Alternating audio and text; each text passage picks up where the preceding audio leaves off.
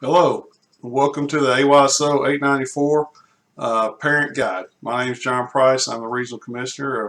I'm going to walk you through this. All right. So AYSO stands for American Youth Soccer Organization. It's a soccer organization that's throughout the whole United States, all 50 states. And we're just one of the regions, part of that. We serve the Monrovia, Harvest, and Toney areas. So our vision is to provide world-class youth soccer programs that enrich children's lives, and the key is there that we want to enrich children's lives. And it just happened to be soccer that we're using, so that's my personal vision anyway.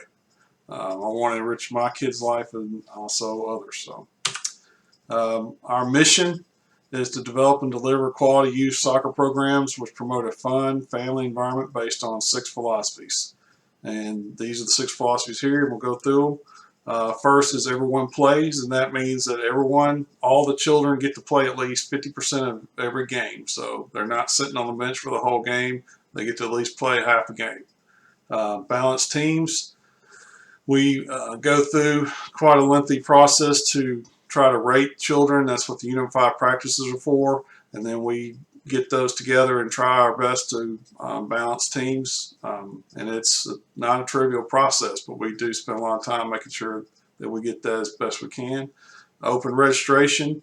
That means that you don't have to qualify to play. There's not tryouts. Basically, you just have to register and have a desire to play soccer, and you're in the door. Positive coaching. When we train our coaches, we make sure they understand that we need to have positive coaching, positive instructional, encouraging, and they use those mechanisms to convey what they need instead of being negative and criticizing, that kind of stuff. Good sportsmanship, that's important with any sport, but especially with soccer. As far as we're concerned, kids need to learn how to handle winning and losing, how to handle being on a team, how to handle dealing with an opposing team in a respectful manner. Even though they're the opposing team, that doesn't mean that you treat them poorly. And then player development. We definitely want to teach them some soccer skills, teach them how to be better soccer players, and hopefully they can carry that through if they stay in the program, and it'll serve them whether they want to go into school ball or other kind of sports, whatever. So if you haven't already registered, then you want to be sure and get registered for the spring season. You can go to that first link to get to the registration page. That's a direct link. The second URL there is just our main page, and if you just want to see what's going on. And also, if you have problems or you just have a question or whatever, then if you email register@ayso894.net, then that'll go right to the registrar, and she can help you get registered and whatever problems you might have. So AYSO is an all-volunteer organization. So from regional commissioners, coaches, referees, division coordinators, registrars, treasurers, field managers, they're all volunteers. I mean, we're not getting paid anything. And so because of that, we need volunteers always. I mean, we need people to help us out with all kind of things, whether it's lining fields or coaching or refereeing or even doing things like division coordinator and being on the board, which are not really soccer specific things, but we still need somebody to help us do all those things. So we definitely need help with volunteering. Anything you can do to help us with that would be great. All right, we got a little short video I'm going to show. Let me set that up real quick here. Open your eyes! My old woman can referee his campaign! Listen to this muppet. Every week he does this, screaming and shouting at the ref. Ref! That's a yellow card, ref! Card him! Yellow card him, ref! How are these kids supposed to learn the game if you don't know the game? He's an animal! Give him a Look at him, the ref. point. But he gives up his Saturday mornings to do this. Now, was it the right decision? It might have been, it might not have been. Who knows? We all make mistakes. You mug! Would you take this at work? Nah. Okay, thank you. No, don't thank me, thank you! Just clear the You're playing a clown. area, please. You ain't got a clue! All right. Clown! You see, Dad's trying to live out his own dreams through his son. Did it! What's the matter with you? That's a suicidal boy! Now, how's he supposed to learn? Rosie! if he can't make his own mistakes. Referee, you're not watching the game, mate. You're watching me. You ain't gonna see nothing here. It's no wonder we're losing so many refs when they're having to put up with people like Jet the Biscuit here every week. Come on, Stevie! You're running about like a chicken with no egg. Liven it up! And it's no wonder thousands of kids give up the game either. We carry on like this, we won't have a game left. Ref! Ref?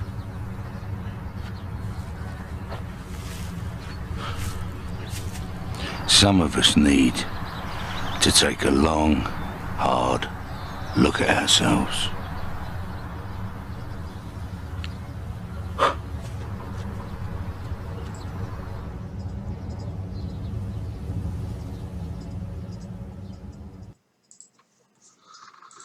All right, so I don't have to say a whole lot about that. Obviously, we don't need parents hollering at referees or coaches or even their kids. That's just not helpful to anybody. And definitely, if you want to volunteer, you don't want to hear that. You don't want to get hollered at, and children don't want to either. So let's don't do that. All right, so let's move on to divisions. So explain what divisions are. Basically, we've got divisions called U5, U6, U8, and so on. The U means under, so U5 means under 5. So 4-year-olds are in the U5 division because they're under 5. U6 is 5-year-olds and so on. And all that is based on their age at August the 1st of last year. So every August 1st is our deadline, and that's how we base our division ages. As far as equipment goes, you definitely have to have shin guards, and you have to have socks that are long enough to completely cover the shin guards. So that is the required equipment that you can't practice or play games until you have those. You also have to have some kind of shoes, but you don't necessarily have to have cleats. They could be tennis shoes or any kind of athletic shoes. Starting about U8 or U10, they benefit from having cleats, especially if the field's wet or if there's even grass that's dry, it's kind of slick. So they can definitely wear cleats, and I recommend that, but it's not required. And if you don't want to pay for them, I understand, but it's up to you. Even older kids, though, they don't have to wear them. It's not required. They just have to have some kind of shoes on. Also need to get a ball, and I'll talk about the sizes, and some kind of water container, or either a ball of water or a water bottle to bring water in. As far as ball sizes, we got 3 sizes, and these are the division. When we play games, we'll use these sizes for these games. So if you're going to go buy a ball, you want to pick a ball that's dependent on the division that your child is in. As far as fields go, we've got fields kind of spread out all over the region here, so just take a look at which division your child is in, or if you have multiple, then take a look at that and figure out where your field is. And that your coach will be telling you this too, but this is just information. All right, so let's get into each of the divisions in a little more detail. So for U5, we're going to have practices and games together on Saturday morning, starting March 4th. And the U5 division starts at 8 o'clock because we want to get them in there early so that before it gets too hot. They'll be playing Jamboree, and depending on certain situation, we may form teams. For U5, we're probably not going to actually. But as far as U6, they also play Hope Church and Saturday morning, practicing the game starting on March 4th. But they'll start at 9:15. So if you get a U6 player, then you start at 9:15, and they'll also start out Jamboree. So as far as U8 to U12, we're going to have, starting at U8, I guess, and going through U12, have practices twice a week, and that's paired up either Monday and Thursday or Tuesday and Friday. So that's how we usually pair those up. One will be early, one will be late, 5 p.m. to 6:15, one of those 2 times. And your coaches get to choose what slots and what times they want to use. So that's one of the benefits of being a coach, is you get to pick practice times. Typically, games are on Saturday, and that means we schedule them starting out on Saturday. But if we have rainouts or whatever, we may have to shift some of that around. But we start out with games on Saturday, 1 game a week every Saturday. Unified practices are going to start February 27th, excuse me. And they are basically, before we form teams, we're going to have activities to basically rate the players and get them out there and run them around. This is just for ratings. This is so we can balance teams like I've talked about before. Nobody's going to get cut or anything like that. That's not what this is for. This is just basically trying to balance teams. And then starting on the week of the March 6th, that's when we'll start practices. And like I said, I will talk about, we'll form teams that weekend. So March 6th will be the first chance to have a practice. Like I said, some of them start on Monday, some of them start on Tuesday, so you may have practice on Tuesday. The games, the first game for this divisions will be March 25th, which is after spring break.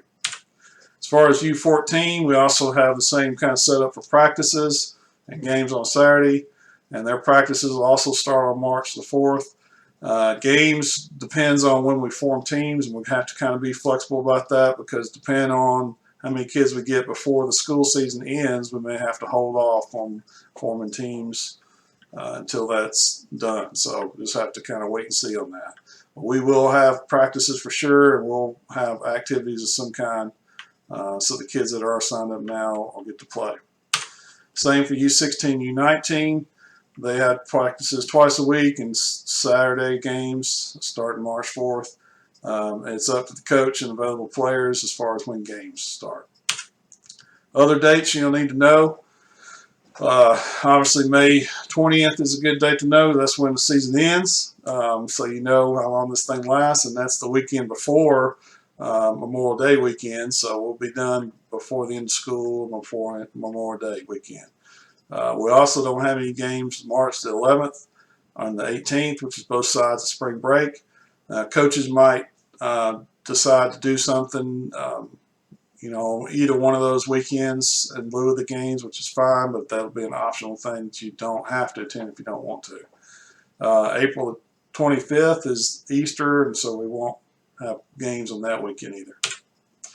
All right, so get announcements, which is something you want to do so you know what's going on. You can join our mailing list, which is at that address there, or you can follow us on Facebook and Twitter and Google+. So check out all our pages. As far as field updates, which is what I mean by that is if the field gets canceled, is wet or something, and we have to cancel games because of some kind of field condition. That's what I'm talking about. Then we send those on Facebook and Twitter, and also rained out. So if you text AYSO 894 to 84483, then you'll get texts from them, and when we send out the updates, they'll come to you. I've been signed up for that for about 5 years, and I don't get spam or anything from it, so it's pretty nice. It works good, and I like it. So once we form teams on March 4th and get that all squared away, then hopefully the coaches will get to you March 5th or maybe even March 6th, depending on when practices for your team start. If you want to check out and see what your coach information is, whether you've heard from them or you just want to know, you can always go to AYSO and click on team coach information, and it'll have your team coach and I think their phone number and email address too. So you can contact them and find out what's going on. Like I said, we won't have those assigned until after March 4th, so it won't be in there until we get the teams formed, and then we'll have to put it in there. So if you check before then, you won't see anything. If you have any other questions, obviously, questions in general, or you need help, coach is the first one to go to because they usually know what's going on with your team. But other contacts would be coach administration, referee administration, field administration. All those guys can help you with those things. If you want to coach, then definitely email coach. If you want to be a referee or help out with the refereeing, then we definitely need help with that, and that's the email contact. If you want to help out with any kind of field lining, or other kind of field issues, or if you find something you need to see, then contact those. For field equipment, any kind of equipment, whether it's field or balls or whatever, that's who to contact. And everything else goes to me. I'm RC, so Regional Commissioner. You can also send a voicemail or call and leave a voicemail or send a text to that number there, and we'll get that and we'll pass it on to whoever we need to. So appreciate you being part of our region, and thank you so much for signing up with us. If you have any questions, feel free to let us know. Otherwise, have a great day, and thanks so much.